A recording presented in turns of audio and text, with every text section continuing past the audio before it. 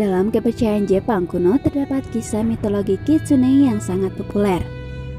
Kisah ini sudah diadaptasi ke dalam beragam tontonan modern saat ini. Lalu bagaimanakah kitsune dikenal di Jepang?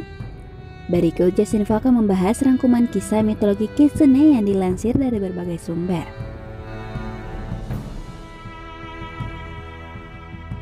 Kitsune secara harfiah diartikan sebagai rubah. Selama ribuan tahun di zaman Jepang kuno, negara tersebut memiliki banyak populasi rubah merah.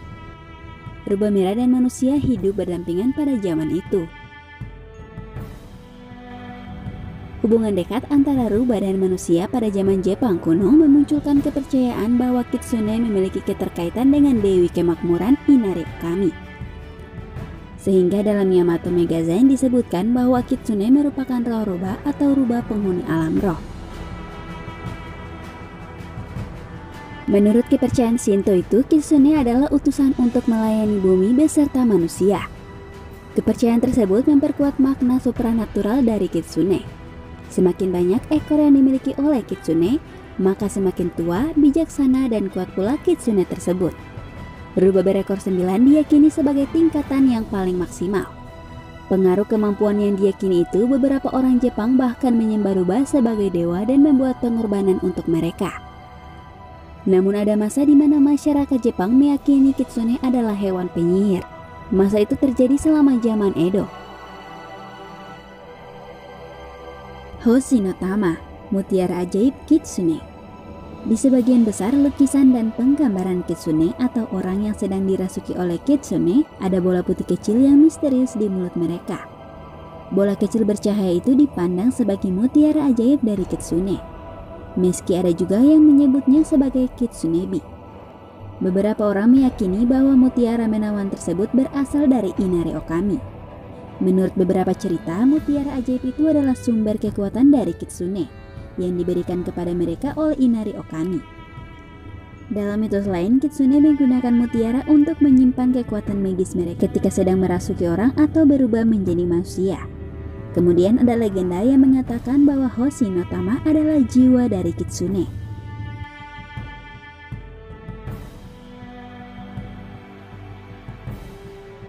Kitsune mampu berubah wujud.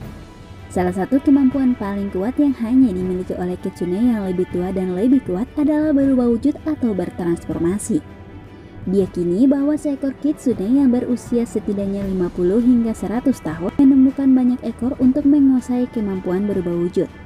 Begitu kitsune belajar cara mengubah bentuk, mereka dapat berubah menjadi manusia siapapun, termasuk meniru orang yang hidup dan berpose seperti mereka di depan orang lain. Diceritakan kitsune paling sering berubah wujud menjadi gadis muda atau wanita dewasa yang cantik.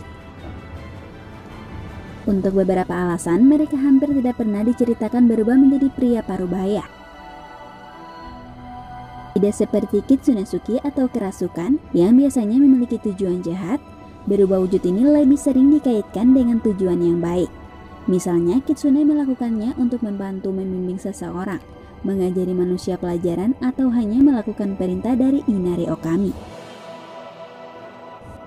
Kitsune bisa menjadi pelayan Inari Okami yang baik hati atau yokai yang mementingkan diri sendiri dan jahat. Istilah untuk dua perbedaan ini adalah Genko dan Yako, seperti yang dikutip dari simbolsage.com. Zenko Kitsune. Istilah Zenko secara harfiah berarti rubah yang baik. Diasosiasikan dengan Inari Okami sehingga disebut juga rubah Inari.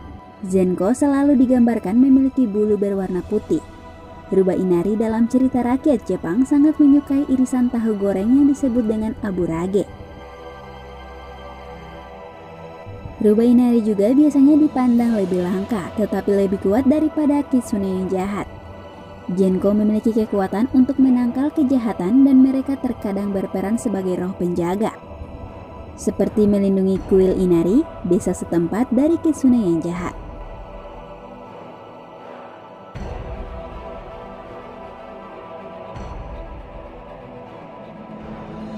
Yako Kitsune.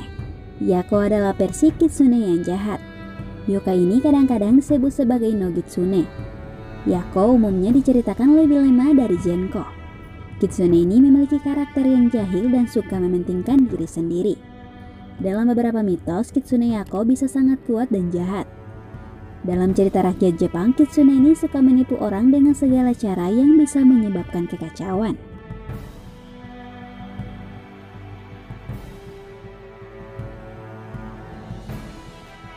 Simbolisme Kitsune melambangkan kecerdasan, kelicikan, dan tipu daya. Namun secara umum mereka dipandang sebagai roh gaib yang nakal.